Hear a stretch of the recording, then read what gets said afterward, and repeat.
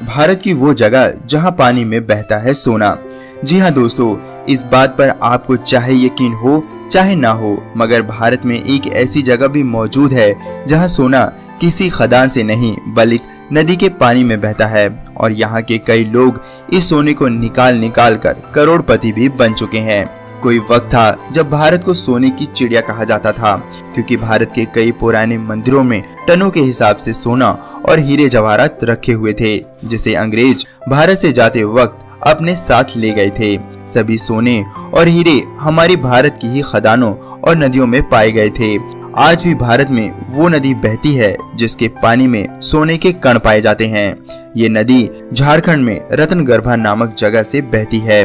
इस नदी को लोग स्वर्ण रेखा के नाम से भी जानते हैं। तो चलिए दोस्तों, बताते हैं आपको इस नदी के बारे में पूरी बात। मगर वीडियो शुरू करने से पहले आगे भी ऐसी नई खबरों के लिए हमारे इस चैनल को सब्सक्राइब जरूर कर लें और साथ ही बेल के बटन को दबाना ना भूलें।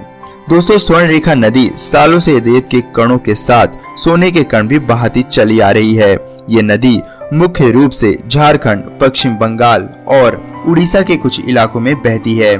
इस नदी में सोने के कण कहां से आते हैं, इस बात का पता शोधकर्ता आज तक नहीं लगा पाए, मगर कुछ भूवैज्ञानिकों का यह अनुमान है कि ये नदी कई ऐसी चट्टानों से होकर गुजरती है जहां पर सोना होने की संभावनाएं हैं, और शायद पानी और चट्टान के घर्षण के कारण बारीक सोने के कण पानी और रेत के साथ नदी में बहने लगते हैं। सोने की इस नदी को कई लोग सुगर्ण नदी के नाम से भी जानते हैं। ये सुगर्ण नदी रांची से 16 किलोमीटर दक्षिण पश्चिम में स्थित नगड़ी गांव में रानी चुआ नाम की जगह से निकलती है और उड़ीसा, पश्चिम बंगाल से होते हुए बालेश्वर नाम की जगह पर बंगाल की खाड़ी में गिरती है। स्वर्ण नदी की सहायक नदी करकरी नदी से रेत के कण आकर इस नदी में मिल जाते हैं। हालांकि कुछ लोगों का ये कहना है कि स्वर्ण नदी में सोने के कण करकरी नदी से ही आते हैं। झारखंड में तमाड़ और सारंडा जैसी जगह के आसपास कुछ आदिवासी जनजातियां रहती हैं, जो इस सोने को नदी से छानकर निकालने का काम करती हैं। इन लोगों की कई पीढ़ियां इसी काम को करती चली आ रही हैं। इन परिवारों के सभी पुरुष, महिलाएं तथा बच्चे सारा दिन पानी से छानकर इस सोने को निकालने का काम करते हैं। ये लोग नदी की रेत से सोना छानने का काम लगभग पूरा साल करते हैं, मगर बरसात के मौसम में नदी में बाढ़ आने के कारण तकरीबन 2 महीने तक ये काम बंद रहता है। आपको बता दें कि एक अंदाजे से एक व्यक्ति को पूरे दिन की कड़ी मेहनत के बाद सोने का सिर्फ 1 या फिर 2 कण ही मिल पाते हैं। यानी एक अनुमान से पूरे महीने में प्रति व्यक्ति सिर्फ 40 से 50 कण ही मिल पाते हैं। मगर दुख की बात तो यह है कि जो लोग इस सोने को नदी से इतनी मेहनत से निकालते हैं, उनको इसकी सही कीमत नहीं मिल पाती, जिसके कारण ये लोग गरीब के गरीब ही रह जाते हैं। इसका मुख्य कारण यहाँ के लोगों की अशिक्षितता है।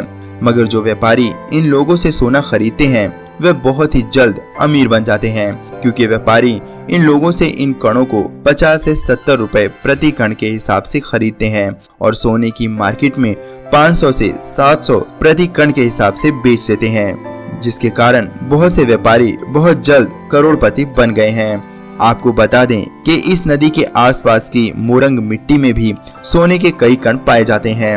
यहाँ के आदिवासी लोग यहाँ की चट्टानों की मिट्टी को अपने घर लेकर उन्हें पानी से धोकर कपड़े में छानकर एक विशेष प्रक्रिया के द्वारा सोना निकाल लेते हैं। मगर हैरानी की बात यह है कि मिट्टी से जुड़े ये लोग सोने की धरती और सोने के पानी वाली जगह में रहकर भी अपना जीवन गरीबी में ही गुजारते हैं। अगर आपको भी कभी उड़ीसा या झारखंड जाने का मौका मिले तो यहाँ जरूर विजिट करना। क्या पता आपको कहीं सोना ही मिल जाए। सरकार इन लोगों की स्थिति को सुधारने के लिए कई प्रयास करती है, मगर ये लोग अपने काम से ही खुश हैं और ऐसी ही जिंदगी जीना चाहते हैं। आप क्या कहेंगे, क्या इनको ऐसे ही रहना चाहिए? यस और नो कमेंट करके हमें जरूर बताएं। वीडियो अच्छी लगी हो तो इसे लाइक करना ना भूलें।